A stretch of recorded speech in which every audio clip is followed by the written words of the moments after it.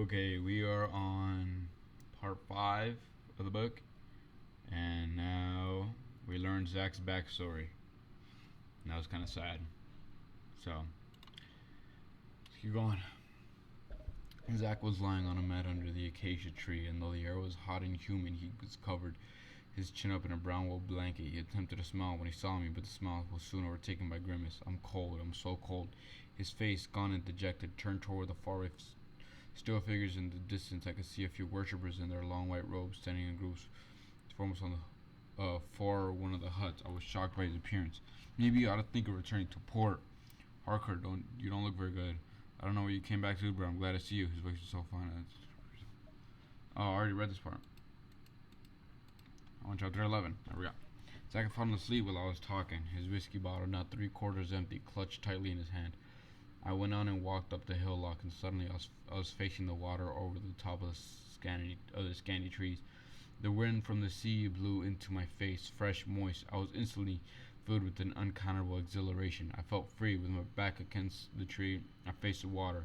And when I got tired of staring at the water, I opened my book. But as I bent my head to read, I noticed a white shape in the distance. Many white shapes. A procession coming out of the line of the trees on the path that circled the hillock leading to the sea. They were each holding a staff, and towards the middle, 2 men were bearing what looked like a body covered in a white sheet on a stretcher. I thought I was about to witness some kind of sea burial, and I debated whether to dash back to the hut to get my camera, but I decided against it. I didn't want to miss anything. A low chanting reached me faintly where I sat. When we got to the edge of the water, they put down the stretcher, and then the corpse threw aside the white sheet, miraculously sat up and started to crawl on all fours. This rope dragging on the wet sand till its knees and arms were in the waves, and then it sat on the water. The others gave a loud sigh and joined the sitting figure, forming a semicircle behind it. Their backs to me, facing their huge dying sun, their arms outstretched, supplicatory, and their sighs suddenly turned into loud wails. They went on, and then one by one came out of the water and headed back to the huts. They believed in the healing powers of the sea. I turned, stared at the voice above me, a woman, her face unclear because her eyes were so blinded by the sun. It was facing me, her back to the sun. She was tall and slim, wearing a long black shirt and green blouse. Hello. I stood up. You were watching the worshippers. The worshippers? Yes, you must be the other reporter. I'm the nurse. I've been attending to your friend. I saw you come up this way. I pointed at her clothes. You're not worshipping with them today? I'm not a worshipper. I'm just the nurse. Well, I see. Now that I can see her properly, I put her age at about 30, but she had imitations of lines on her face, signs of habitual worry, of grief. There was a few white streaks in her hair, but instead of making her appear aged, the lines in gray hair made her look interesting, beautiful, in an unconventional way. I'm Rufus. I'm Gloria. We stood side by side watching the procession disappear into the trees. He was on the stretcher. You don't know? No, that's the head priestess. They've started the ceremonies for her death. Death? She announced this week that she was dying. The procession you saw is part of the ceremony. And you, how are you involved in this? Before I could ask another question, she looked away for a moment. I thought she found my direct questions rather rude, but she didn't look annoyed. She was staring up at the cloud of bats that had suddenly appeared in the trees, cackling as they swarmed into the darkening sky, frolicking in the last light. She turned and beckoned to me. Come, we will be late for dinner. I followed her down the slope into the sculpture garden. These islands used to be big inhabitants for bats. Now only a few dozen remain here and there. Why? She wordlessly returned and pointed to a faraway sky towards the oil fields, gas flares. They kill them. Not only bats, other flying creatures as well. Dinner was an open-air affair, with the worshippers in white sitting in little groups under the trees and benches and logs under the grass, eating with their fingers, laughing, calling out to one another. I felt a big out of place in my jeans and short sleeves, but having Gloria with me saved me from being the only one not wearing a white robe. This is Rufus. I shook hands all on and not politely as introductions were made. We had joined a group of 4 sitting on the grass not too far from the kitchen. Gloria told me to sit when she went to go get food. And she turned to go. I saw Naaman coming over to join us. Soon, an indiscreet discussion around theology started. He gave me, I realized from my benefit, a brief history of the shrine. I lay and listened. The shrine was started a long time ago after a terrible war. No one remembers what caused the war. When the blood of the dead ran into the rivers, the water was so saturated with blood that the fishes died, and the dead bodies of warriors floated for miles on the river until they snagged on mangroves and roots on the banks or stuck in the muddy swamps. Half half in, half out the water. It was a terrible time. The land was so polluted that even the water in the wells turned red. That was when priests in different shrines got together and decided to build a shrine by the river. The land needed to be cleansed of blood and pollution. And where the sculptures? The sculptures came later. The priests had grew, so became specialists in mud and wooden figures. These figures represent the ancestors watching over us, their face to the east to acknowledge the beauty of the sun rising. For me, without the sun, there would be no life. From some face the west to show the dying sun the way home. To welcome the moon each day, and worshippers go to procession to the river to bathe in it, to cry in it, and to promise never to abominate it ever again. And does that help? Did the rivers return to normal? Yes, and ever since we managed to keep the island free from oil prospecting and other activities that contaminate the water and lead to greed and violence. I looked at Gloria and wondered what she thought of the story and the worshippers in general, but she focused on her food. She looked like a child sitting there in the grass with her long skirt around her shapely legs, a child lost or merely playing with toys. So why aren't you a worshipper? My voice was so low that only she could hear me, that I was sure she had heard me. But I was not sure she had heard me because her head was still bent over her plate. I cleared my voice and repeated myself, but she looked up and smiled. Well, I'm quite new here. The shrine hired me to work as a nurse. I really haven't thought much about the religion aspects of things. I pushed my plate aside. The yam and fish stew was surprisingly tasty. The others had finished eating too, and they were talking to Naaman. How long have you been here? 2 months this trip? But I come and go, and you stay here at the shrine. I have a place in the village. I use it whenever I'm here. I wanted to bring the conversation around to kidnapping and the militias, but I didn't want to sound rude or pushing. Are you happy here? Do you feel safe? She looked at me. Her expression solemn, thoughtful. Everything makes sense here. I see. Will you come to see Zach? He was in pain when I left him. I was reluctant to leave her. So far, she had been willing to answer my questions, and perhaps if I could take her to the hut, she'd be willing to answer even more direct ones. She was not a worshipper. She had been on the island long enough to know what was going on, which made her an ideal source, and I found her very attractive. Yes, of course, I'll see how he's doing before he turns in. We found Zach sitting on his mat, facing the fire in a blazer that had been placed near his feet. His back was propped against the wall, and his face didn't change expressions when he saw me enter with Gloria. He appeared lost in thought. The nurse is here to see you. It took him quite a few minutes to look up, sighing heavily as he did so. The flames danced in the light and shadows on his face, merging with and accentuating the hollows and lines on it. His eyes were shining, and I knew he had been at what was left of the bottle. When the nurse knelt before him, he took his wrist on her hand. She noticed it too. She also saw the bottle of whiskey near his pillow. She reached forward and took it. You've been drinking. Your pulse is very weak. I can't allow you to drink. And she flung the bottle out the open doorway into the dark. To my surprise, Zach did not protest. He looked at her with a fixed gaze. Ah, nurse, you look great today. And you look drunk today, Mr. Zach. Rufus, isn't she very pretty? The sternness went out of her face, and for a moment she appeared uncertain. Her hand went up to adjust her scarf, and then she became serious again. I went out and sat on a tree trunk at the hut door. From there I could see the sculpture garden, the frozen community watching the night, wandering off evil, ears cocked for the night's watchword. Whatever that may be. She came out and sat quietly beside me. I wanted to talk to her, but there was a stillness about her. I didn't want to shatter. At last she turned and looked at me and said, It's so peaceful here, isn't it? She sat down on the log beside me, and I felt the back of her hand brush against mine bravely. We sat in silence for a long time, watching the darkness. It's my fault. I brought him the drink. I thought it would cheer him up. You didn't force him to drink it. He used his old lips to know whether it was good for him. He's a good man, a great reporter. She said nothing about that. At last she stood up. I have to go now. My place is in the village near the jetty. You must come and see the jetty if you're still here tomorrow. It's beautiful, and in the evening when the boats are coming. I will. She left. I watched her until her shape became one with the night, invisible. I think she likes you, Rufus, my friend. Zach had come out onto the grass and felt around on hands and knees till he found the whiskey bottle. And then he kept spitting the bits of grass as he took the long sips of the bottle. No, she doesn't. She likes you. Trust me. I may not look it, but I do know. But I do know about women. I saw the way she was looking at you. No doubt about it. She likes you. You're not married, are you? No, not yet. Surely you must have a girlfriend back in Port Harcourt. Look at you, a very fine young man. And being a journalist, the girls must be after you all the time. Well, not really. I'm always busy with the job.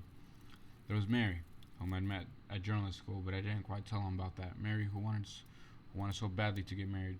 She had made all the plans at the night. She'd go over with me in the little room we shared not from the campus. It was a tenement house. Face me, I face you. I moved in with her a shirt, a brush, a shoe at a time. It was cheaper if we stayed together, I said. She said, looking back, I guess she must have started planning to marry me from the first day we met. She was the kind of girl, forward looking. She was a TV journalist, and her employers had sent her up to journalism school to specialize in news editing. Sometimes she'd go away for the weekend, and I knew she was away with her old boyfriend from her office. She never talked about him, and I never asked why. Why would I? Since I don't really love her. She was pretty and clever, and sex was good, but I didn't quite see myself spending the rest of my life with her. Whenever she came back from her little trip, she'd hold me all night long, tight, sometimes crying just to show how much she missed me. Once she went to Ibdam to visit her parents, and when she came back, she was changed. She was scared. For 2 nights she didn't sleep. When I asked her what was wrong, she told me about the holy man. Her father had died many years back, and her mother wanted to remarry but wasn't having any luck. So she asked the holy man to pray for her. He moved into the guest room, and then one day Mary came to find he moved into her mother's bedroom and had impregnated not only her mother but also her 17-year-old sister. She went to police, but her mother did refuse to back her up, and her sister was terrified and confused and didn't know whom to support. And all the while, the holy man was there in the background, not saying a single word, clutching his Bible, talking in the name of God in vain. And she had left. She gave up. She held me tight till I couldn't breathe, sobbing. I couldn't have a family anymore. You're all I have. Promise you, you'll always be with me. But I didn't tell Zach any of this. My last girlfriend wanted to get married, but I wasn't ready. We were too young, 23, both of us. She wanted us to run away to Abuja and start a life together, alone, away from the family and friends. No, she was wrong and selfish. You can't run from your family. It's not right. The next day, Zach was a changed man.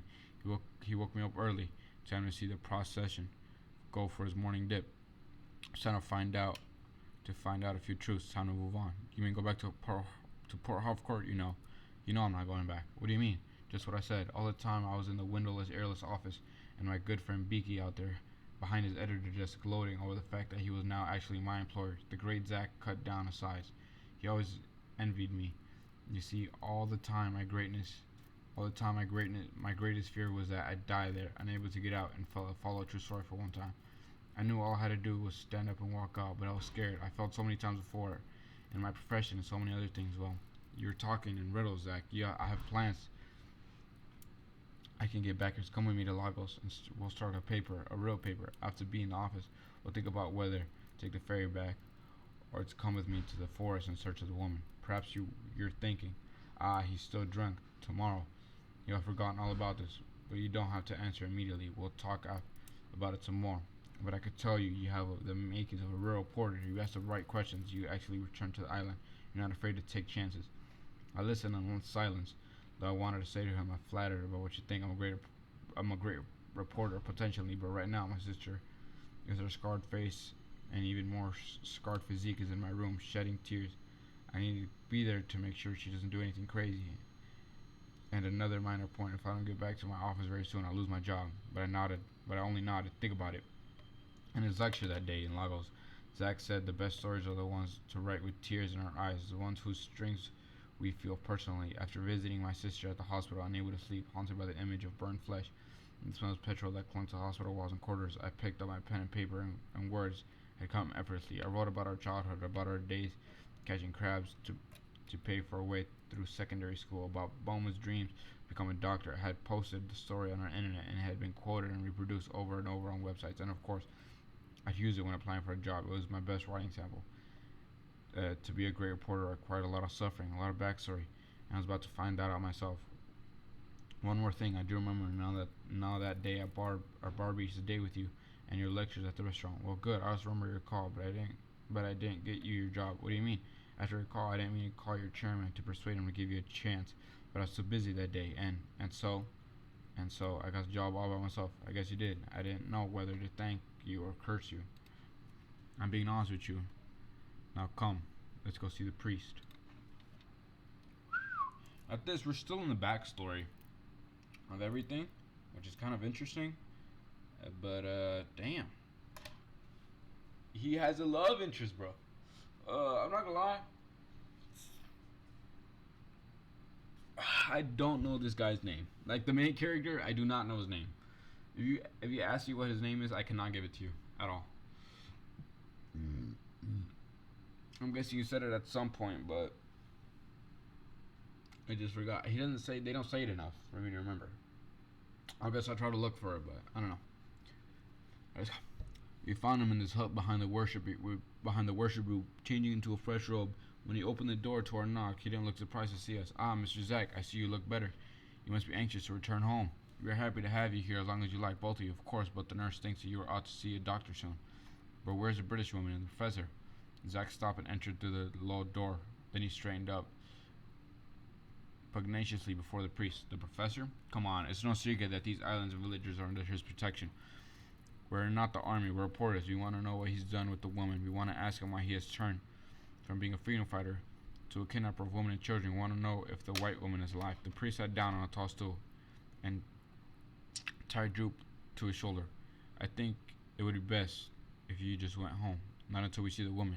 That may not be possible. Why? Do you have any hand in the kidnapping? No, we are a holy community, a peaceful community. Our only purpose here is to bring healing and restore and conserve. Just tell me what you know.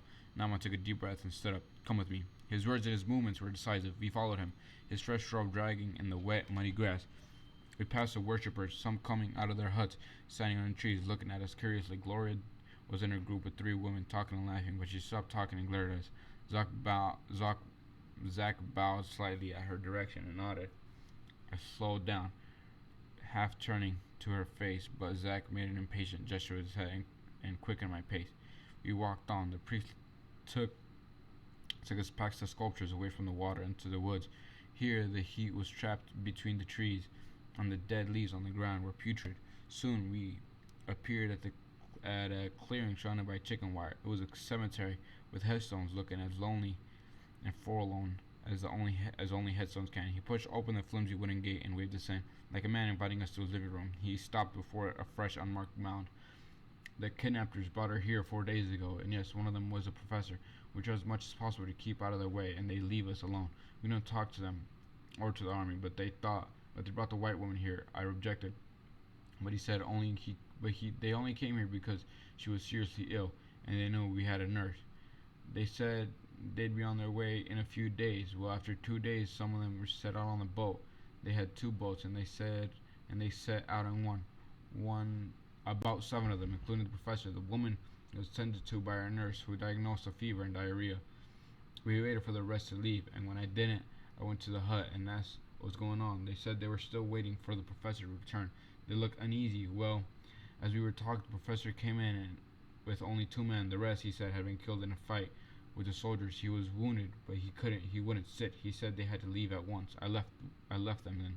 The priest stopped speaking and stared silently in the fresh mound of dirt in front of us. Then what? Did she die? He came to me before they left. He brought me here and said they will come looking for her. If they do, show them the grave. This is for the men they killed. Maybe this will teach them not to mess with us in the future.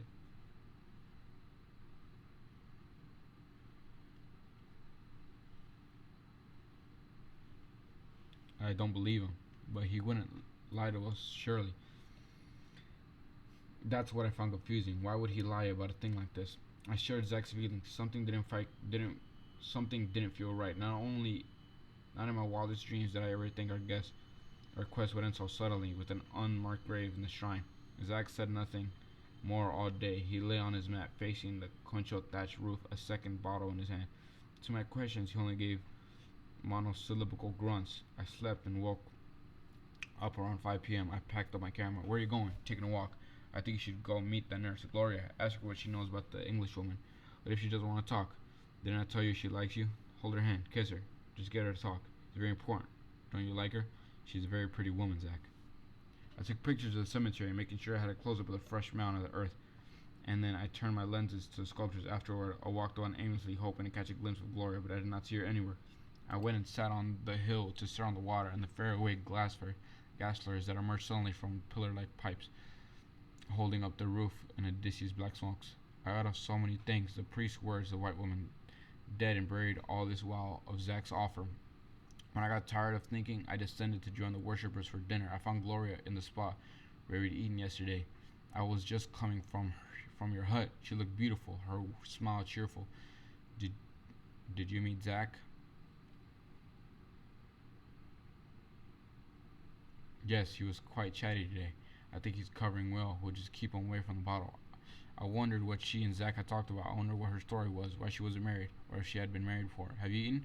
No, actually, I've been cooking, and I was going to invite you and Zach to come to my place, but Zach said he wasn't hungry, so you have to eat for both of you. Come on, let's go. I followed her through the paths in the woods. After a few meters, as if we had stepped into a different dimension, away from the sea and sculptures and the huts and worshippers. The tall iriko trees had shaded the sun completely, and whenever the sun, a single ray, found its way through the million leaves and branches and fell on her skin or on the dead leaves below, it looked so pure and startling, as if it had been refined through a thousand sieves. But at last we came out of the foliage into a busy village, sudden, noisy, alive with movement, with the smells from 100 pots of hundred of verandas at the front, narrow windows that the noise well kept. They were verandas in front narrow. In the noise and dust, we passed men seated on their chairs, their heads bent, their mouths open, seeming away the afternoon as chickens poked around for tidbits between the legs of the chairs. Gloria's room was in a huge rectangular compound with a leafy gardenia tree in the center. She said there were very few tenement houses in the village, since there wasn't much need for them, the village being without any form of industry to attract outsiders. Almost every house was a family home. The shrine was in the main industry, and after it came fishing. Sometimes outsiders visited the shrine and took pictures of the sculptures. Sometimes they rented a room for the night in the tenant compound. None of her contents seemed to be about. The thick wooden doors were shut, and silence hung up in the air like the black smoke from the faraway pillars. It was a tiny room, and seated in the only chair, I constantly had to move my feet out of the way as she bustled around to give me something to eat. In a corner, there was a table with a few jars of body cream and a hairbrush and a mirror and a cup with a toothbrush and a tub of toothpaste. The wind through the small square window played with the flimsy curtain. So tell me about Zach. What do you want to know? Have you known each other long? No, not really. This is the second time we've met. He told me that what? She turned away, avoiding eyes, avoiding as she spoke, picking up things and putting them down. She placed them in a plate of jawful rice before me. He said you told him that you think I'm attractive. Well, yes, I think you're attractive. She smiled and shook her head for the first time. Stopped moving. She wiped her hands. And the kitchen towel she was holding, and she hung a towel on the hook. I went over her. I put my hand on her waist and drew her against me. She turned her face as I tried to kiss her, and my kiss landed on her cheek. She looked at me. I'm much older than you know. And I have a fiance in Port Harcourt. Slowly, I let my hands slip from her waist, but she took them and put them firmly around her hips, pulling me against her. Are you so easily discouraged? Aren't journalists supposed to be very, very persistent? I tried again, and this time she let my lips descend on her open mouth. Eyes fixed on mine. I spent the night with her, in her narrow bed. All night long she held me tight, as if to stop me from slipping away in the dark. I woke up once and saw the wind lightly shaking the flimsy lace curtain on the window. I felt as if the wind were blowing through the fields of my mind, gently stirring up the particles in forgotten corners. Then I went back to sleep. Tell me about the Englishwoman. It was morning. I had dressed, but she was still lying in bed, the sheets drawn up around her neck. I could see the outline of her breast beneath the sheets. Naman told me you were going to ask me that, and he said to tell you all I know. We're reporters, Gloria. It's our job. You'll be helping us, Zach and me. She sighed and stared at the hanger on the wall over her bed, bearing her nurse uniform, white and crisp, waiting to be worn. Well, what do you want to know? Tell me about the woman. You attended her when you brought her here. Yes, she was in the room where you're staying now. Naman showed us her grave. Could she have died from natural causes? She was weak and dehydrated, but that wouldn't have killed her. Did she talk to you? Anything in secret? Anything at all? No, I attended her only once. There were men holding guns in that room, wearing masks. I was too scared to even look at her properly. I wouldn't recognize her if I saw her again. Then what? Well, afterwards, another man walked me out and told me if I talked about the woman or the men or anyone, terrible things would happen to the community, and it would be my fault. How many were there? Did they tell you? About 10 of them. They stayed for only 2 nights. They kept to themselves, talked only to Naaman. They left not long before you first arrived. I don't know what your plans are, but her death could be in big trouble for the community. As soon as we report her, the police or the army will be here. They'll sure be to arrest some of your people as accomplices. As accomplices, you have to think of leaving here, at least until this thing blows over. Think about it. She appeared unhappy, talked about the kidnappers and the white woman. It just doesn't make sense. What? Her death. It was so sudden. She didn't look like she was dying. Maybe they killed her in an accident. Maybe she attempted to escape. I have to go now. Zach could be waiting for me. I have to decide what to do. Will I see you later? Yes. The next night, around midnight, Zach woke me up holding a lamp close to my face. He sat down beside me. Our job is to find out the truth, even if it's buried deep in the earth. I watched him, an ominous feeling creeping my chest. He had a crazy look in his eyes, like smell the drink from his breath, as he hiccuped and he gave me a little speech. This is something we must do. We have no choice. Without our mission, we'll be incomplete. Come with me. And half excited, half petrified, I followed him. The night was silent, broken only by the faraway sound of the waves beating against the shore. Why had been the collared bats or owls on the other nights we walked through the ranks of staring statues, which was rather like running an ominous gauntlet and staring at an unblinkable, unmoving figures. At the edge of the sculpture garden was a tool shed whose rusty lock Zack effortlessly broke with a single twist.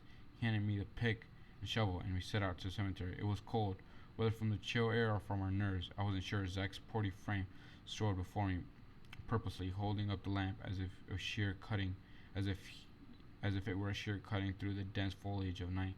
When we got to the white woman's grave, we squatted down beside it, the lamps on our hands. Dig. As he took out the bottle of his pocket and filled it in his mouth, and when I paused for a breath, he handed me the bottle. Drink. I drank. I drank to make myself insensitive to the accusing ghost eyes in the light's fringes, whose whose glow seemed to pierce through my body, my very soul, and with mouthful very shovelful, I grew as excited as Zack, and in my mind I repeated his phrase, our job is to find out the truth, even if it's buried deep between the earth. I giggled. Already I could see an inch-high headlines. Kidnapped Britain discovered in a shallow grave, not as aesthetically accompanying as his nuts and bolts headline, but word for word not much more compelling. It was a shallow grave, too shallow to cover a body. When I saw right away in my mind, I had already braced myself with the smell of rotting flesh at the sight of a worm-infested corpse, but all around what I found was a stone, a huge round boulder, sitting intense, inconstant like a corpse. Whatever made the false grave had a sense of humor. It seemed Zack surged forward when my shovel hit the stone with a dull metallic sound. That sounded like a gunshot in the quiet night air. I collapsed onto the mound of earth I had created, breathing noisily through my mouth, and warm for the fresh air rising up my body, soothing, reassuring me that the punishing dig was over. I watched him put down the lamp. Like a dog unearthing evidence, we got down to his hands and knees and carefully pushed aside the sandy soil around the stone. I took pictures. You knew there was no body? We headed back to our hut. I suspected. I could feel an exhilaration in his voice, his jaunty steps in the room. After we had washed and settled on our mats, he kept tossing and turning and getting up and walked up and around and down. Last, he lay down and closed his eyes. I better have a good rest. Tomorrow we leave. We might not be safe here anymore. I don't think the priest would do us any harm. No, not the priest. But what if he's being watched? He was lying on his back, staring at the roof, taking occasional swings of his whiskey. Finally, he blew out the lamp. Get some sleep, Rufus. Damn! That is wild, bro. That is wild. He slept with... Damn, what a dog. That's crazy. This is an actual good book. That's crazy, though. That's crazy. I did not think that... I had a suspicion that was a fake grave. Just like a slight suspicion. I just knew something was up. I knew something was up. Did I know that there was a stone in there? No. I didn't suspect that. I just think it was going to be an empty grave. But, damn. That's... Why'd they do that, though? Why did they hide her? That's weird. Man. And boy, Zack coming in with the clutch of the century, bro. What a wingman. Dude, he got his homeboy hooked up, bro.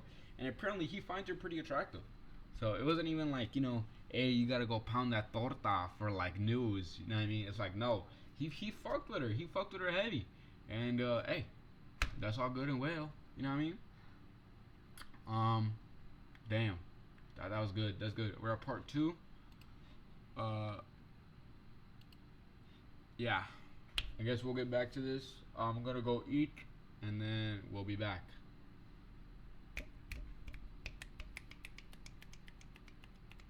We'll be back. Alright. 30 minutes. That did not take that long. I'm reading these chapters faster. Yeah. Alright, I'll be back. Damn. Hey, we're at part 2.